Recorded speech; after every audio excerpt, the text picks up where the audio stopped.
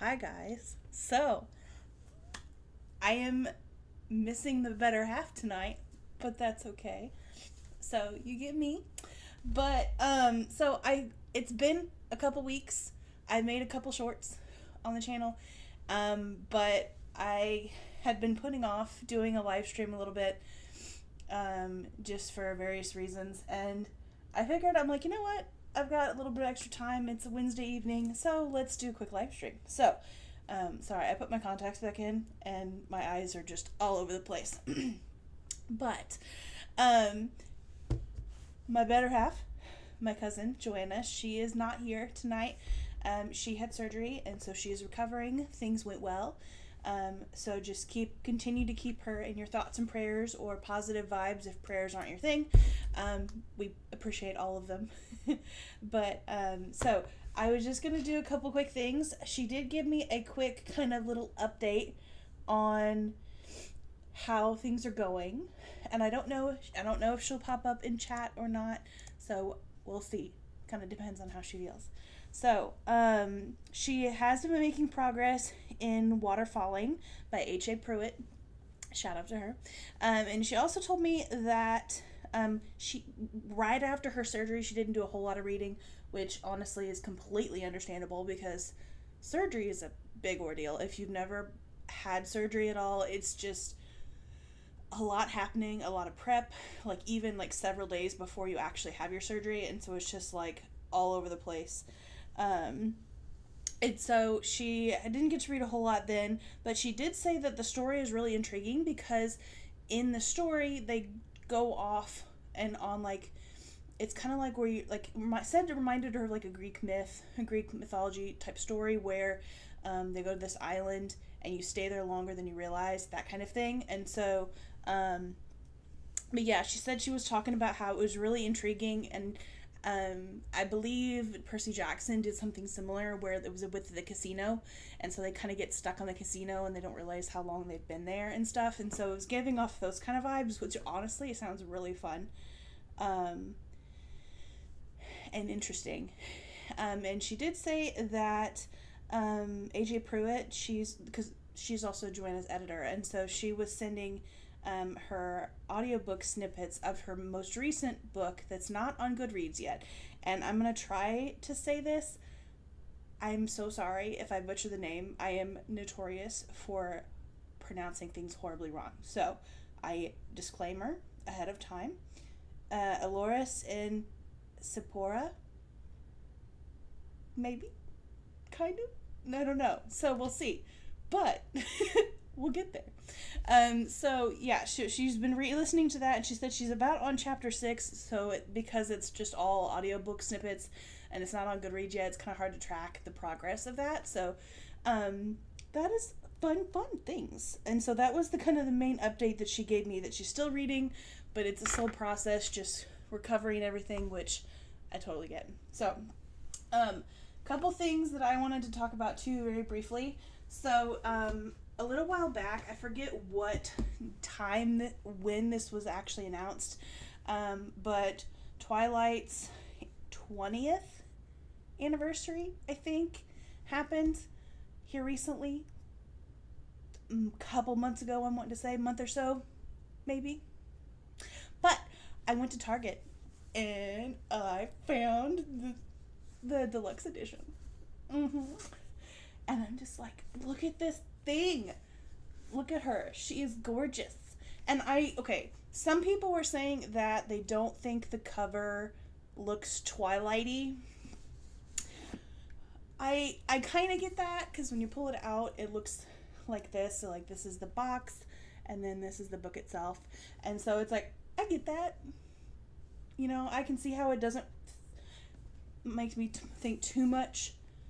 But honestly, Bella was always into like reading more classic style books anyway, and this, I don't know, to me this is giving like classic novel vibes, if you get what I'm trying to say. It's giving that whole vibe. So that's what I think. Plus I saw somebody else do this, and I freaking love when people do this. Look, you bend it that way and then when you bend it the other way, see if I can do it. Oh my gosh, I love it when books are like aesthetic like that, and there's, but I don't know if I'm actually going to reread Twilight anytime soon. I might, just so I can say that I've read it from this book, but I love it so much. And on the back it says, Twilight again, another ending. No matter how perfect the day is, it always has to end. And so, I love it so much. So yeah, I got that. That was, a little gift to myself on payday. So that was the thing that I bought. And on that same shopping spree, I like to go to Marshall's and just kind of look around, look at the mugs and stuff, because they always have really cute mugs there. And you're never gonna guess what I found. They had books at Marshall's. And I've heard people say that TJ Maxx, which is owned by the same people, I believe. I think TJ Maxx, Home Goods, and Marshall's are all owned by the same people, I think. The only one that's not owned by the same people is Ross. I think they might be different. But I think it's like TJ Maxx, Marshall's, and Home Goods are all owned by the same people. And I've heard other people say that TJ Maxx has been selling books here lately. I don't know if they're dipping into the books thing. I don't know the whole thing. But I found these two.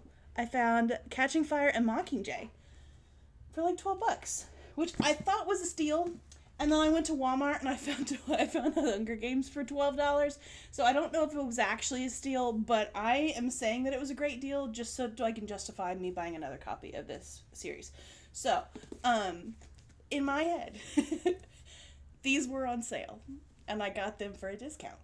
But I don't have the Ballad and Songbirds of...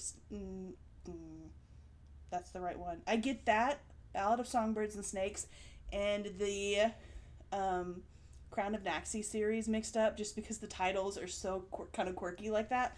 I don't have that one. And honestly, when these first came out, I was slightly aggravated because this box, they came as like a box set. And this box set came out right before Haymitch's book come out, Sunrise on the Reaping. It came out like the box set came out right before that, and I'm like, why not just do one huge, why not I don't know. I just don't know why they didn't collaborate that a little bit better and include the newest book in with the set. That bothered me so bad.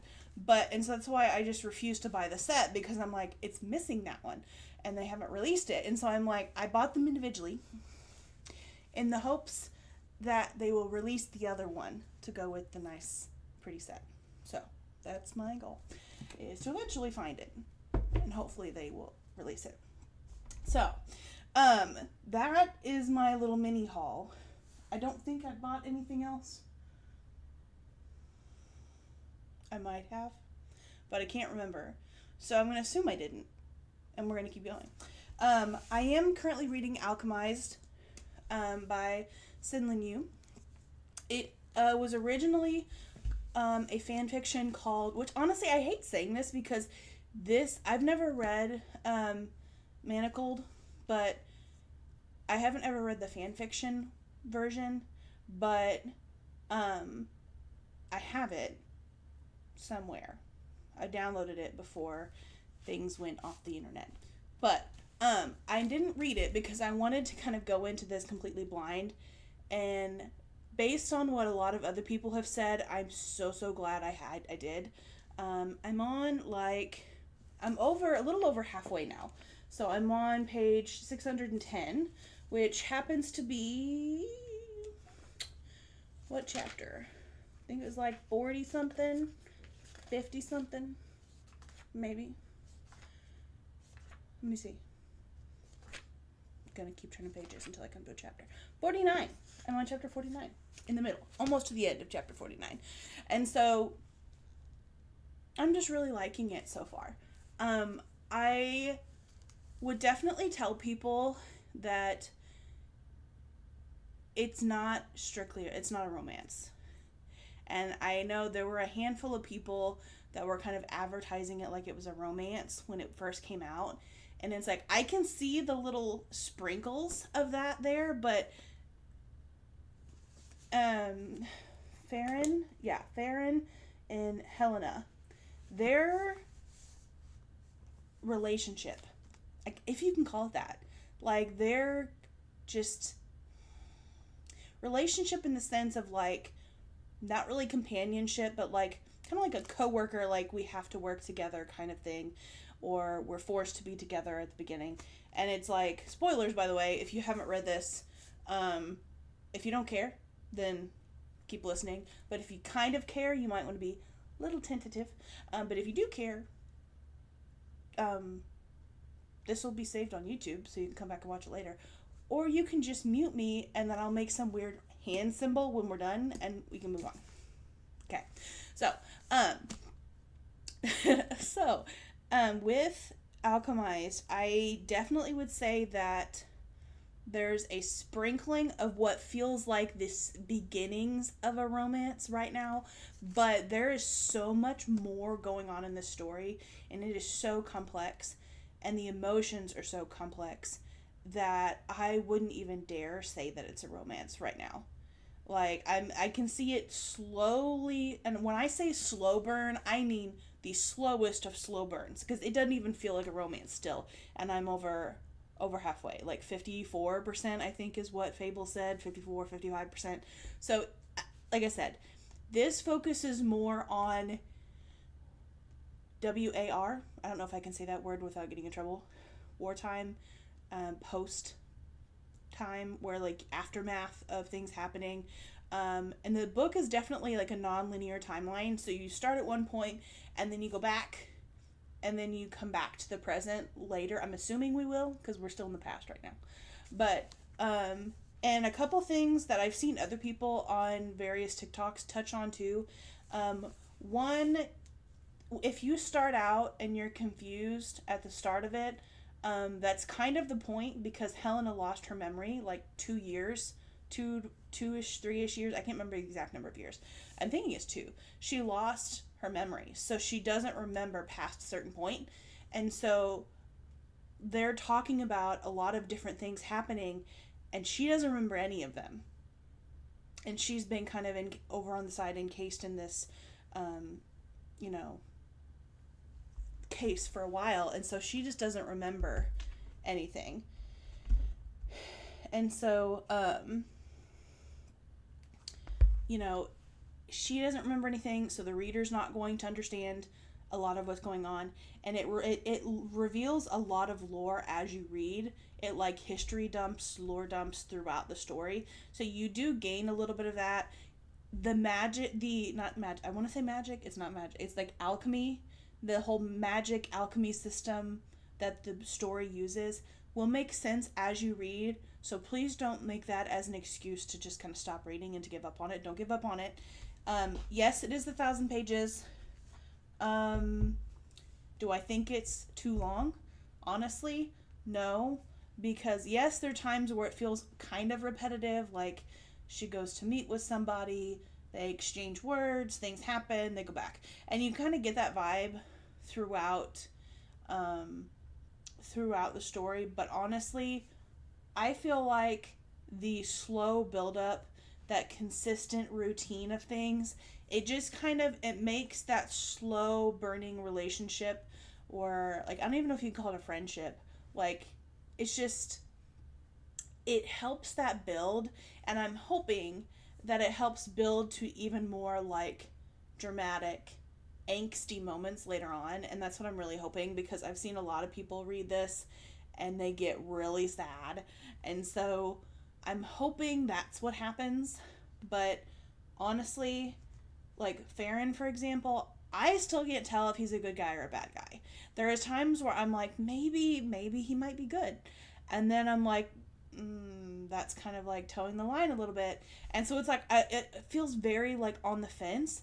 And I know I said this in a short too, but in the story, it's like like in the past, when you're in the present, it reveals a lot about the guild assembly, like the what are they called? That's gonna drive me nuts until it was like, it's like this story's equivalent to, like, Death Eaters, but they're not called that, so I'm trying to figure out what they're called. like the evil. I'm gonna put air quotes around evil because it'll make more sense in a minute. Like the evil bad side that won. At the beginning, you really get the sense that they're not good people. They've done a lot of messed up stuff, and they've hurt a lot of people. But then when you go into the past, and we get glimpses at the good side, like the pure, just here to win the war for justice and to prevent necromancy from taking over again, and we're fighting for the good. We have the god soul on our side, and he is destined for us to win this war. And as you go along, it reveals, sorry, my legs cramping. As we go along, there's so much more revealed about these two sides that it's like, is either side really good? And it's just really interesting to see and to kind of read, and it just makes you think, and it makes you kind of question things, and it makes you hurt. Like, this poor girl Helena, the main female character in this book, she has been used by everyone. And when I mean everyone but maybe like one or two people. Like, the bad side used her because they want the information that she forgot. The good side's using her because she's a good healer and she's a vivimancer and other reasons that I don't want to give too many big spoilers. But it's like, and I feel so bad for her character because she literally cannot catch a break. It's like constant. And so I'm like, this is crazy. And so, yeah, I'm really enjoying it. I'm hoping that makes some more progress in the coming week or so. But yeah, a couple of different things I wanted to mention too. I saw a video by a Columbus Metropolitan Library. I believe it was on either Instagram or TikTok, but it brought up this concept, and I wish Joanna was here so I could bounce ideas off her, because I know she's worked with Amazon on the publishing side way more. Like, I haven't worked with them on the publishing side of it at all, but this librarian at the Columbus Metropolitan Library in Ohio, it was talking about how, like, the struggles of getting audiobooks, and they were talking about how when an audiobook is an Amazon exclusive, and so you have a book where the audiobook is exclusive to Amazon, even the libraries can't. Like, the libraries, if it's an Amazon exclusive, even, like, libraries can't get access to those books. And I was just like, oh, that's kind of sad. And it's, like, coming from, like, a background where, like, my dad and I, like, we would go to the library together all the time. We would get books, buy a couple movies, but, like, we're constantly browsing the library and, like, the public library. And coming from a community that is, like, a lower income community where a lot of people, really rely on a lot of that, it's just really sad to see that these bigger corporations and these bigger companies aren't trying to work with public libraries and because part of their whole industry is about, like, getting people to read. And it's like, if they're not willing to invest in those areas where people maybe cannot afford to read, I mean, I don't know. It made me kind of sad, and I was, like, a little disappointed. So, yeah, I don't know. I wish that they would work more with that. I don't know. I just wish that they would try harder to work with people more so than they currently have. One other thing I wanted to bring up, and I don't know if I took a screenshot of this. I might have. Okay, so Carissa Broadbent, the lady that wrote the Crown and the Crown of Naxia series, she made a post on her Instagram story a few days ago. I think it was last week. She said, petting the cat to celebrate that I just sent off The Lion and the Deathless Dark, which is Crown of Naxia book 5, which is the first book in the last duology, to head into copy edits.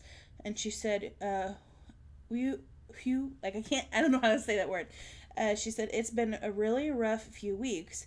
Just a perfect storm. Bonus, I'm sick. But I thought it all, but through it all, this book has remained one of my most fun writing experiences, with some hiccups, of course, because it's impossible for me to write a book without hating myself a little at some point, which she's an amazing writer, so she shouldn't hate herself, but that's beside the point.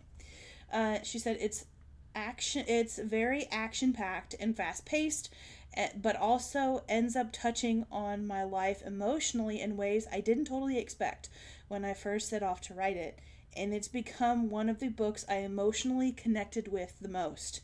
I'm really excited for you to read it. And that comment that it connected with her emotionally on a level that she didn't expect tells me this is going to be an emotional, angsty, amazing book.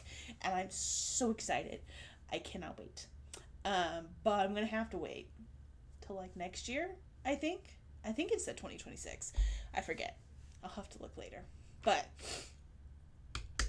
so, I hope you guys are making progress. I don't think there's anything else I was wanting to talk with you guys about or mention before I got off. And I didn't want to stay too awfully long, maybe about 30 minutes.